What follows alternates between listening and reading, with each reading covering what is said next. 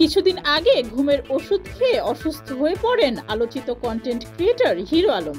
রিয়ামণিকে নিয়ে হতাশা থেকে ঘুমের ওষুধ খেয়ে আত্মহত্যার চেষ্টা করেন তিনি।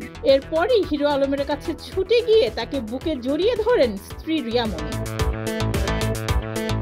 হাসপাতাল থেকে ফিরেই হিরো আলম কক্সবাজার ছুটে যান রিয়ামণিকে নিয়ে। হিরো আলমের সঙ্গে অন্তরঙ্গ কিছু ছবি রিয়ামণি ফেসবুকে শেয়ার করেছেন। ছবিতে দেখা যায় সাগর তীরে হাতে হাত রেখে একান্তে সময় কাটাচ্ছেন হিরো আলম রিয়ামণি।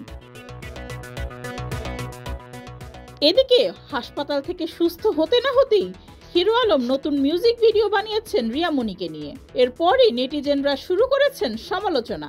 সামাজিক মাধ্যমে নতুন খবর ছড়িয়েছে হিরো আলম আলোচনায় আসার জন্য এই আত্মহত্যার নাটক করেছেন।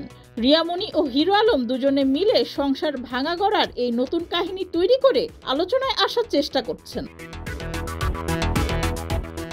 তবে বিষয়টি নিয়ে ক্ষোভ প্রকাশ করেছেন রিয়ামণি বলেন, মানুষের মন মানসিকতা সবসময় এক থাকে না। আমরা ক্যামেরার সামনে কাজ করি বলে কি আমাদের কোনো ব্যক্তিগত বিষয় থাকতে পারে না? একটা খারাপ সময় যাচ্ছে আমাদের, এই সময় মানুষ কিভাবে এসব কথা বলে জানি না। তবে আমরা ক্যামেরার সামনে অভিনয় করি বলে কিন্তু আমাদের জীবন সব অভিনয় নয়।